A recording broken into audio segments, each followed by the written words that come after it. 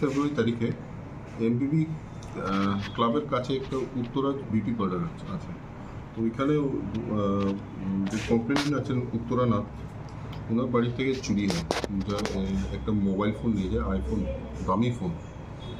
তো আমরা প্রথম সিসিটিভি ফুটেজটা অ্যানালাইজ করে একজনটা শনাক্ত করি যে ভেতরে ঢুকে।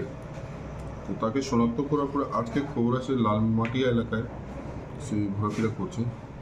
তখন তাকে ডিটেন করা হয় এবং তাকে জিজ্ঞাসাবাদের পরে মোবাইল ফোনটা রিকভারি হয়। এরপর তাকে জিজ্ঞাসাবাদ করার পরে আরও তার দুই সাথীর নাম পাওয়া যায়, একজন দীপ সাহা, একজন দীপক দাস। তো এদের তিনজনকেই আমরা অ্যারেস্ট করি। একটা স্পেসিফিক কেস রয়েছে এর ব্যাপারে, ইস্টপিএস কেস নাম্বার 25/2026। তো আমরা ফার্দার দেখছি আরও তারা যদি অন্য কোনো জায়গায় চুরি করে থাকে। সো আমাদের we are committed to prevent property theft, এটার ইজ পার্ট অফ দ্যাট। আমরা আজকে এই কেসের আসামিকে গ্রেপ্তার করেছি এবং মোবাইল ফোনটাও উদ্ধার হয়েছে। যাকে প্রথম ধরেছেন ওনার নামটা? যাকে প্রথম ধরা হয়েছে ওনার নামটা গোপাল বিশ্বাস। আচ্ছা, তারা এমনিতে কি করে? তারা কি এরা তো এমনিতে তারা কোনো কাজ নেই, দে আর নিউ ইন দ্য প্রফেশন। যারা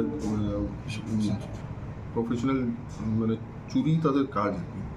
তো এখন আমরা খতিয়ে দেখছি অনেকটা আরও কোনো জায়গায় এরকম প্রপার্টি থ্যাফটে তারা যুক্ত আছে কি না, এবং তাদের কাছ থেকে জিজ্ঞাসাবাদ করলে আর কী তারা চুরি করেছে, এবং আমরা যতদূর সম্ভব আমরা রিকভারির চেষ্টা করছি। তাদেরকে কি কোনো কোর্টে বা রিমান্ড চাওয়া হবে? হ্যাঁ, রিমান্ড চাওয়া হবে তাদেরকে।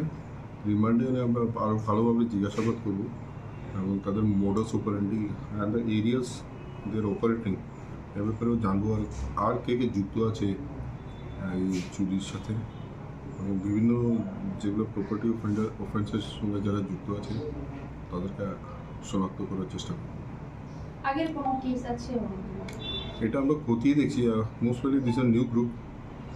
এখন অন্য কোনো পিএসএ আছে কিনা আমরা দেখছি।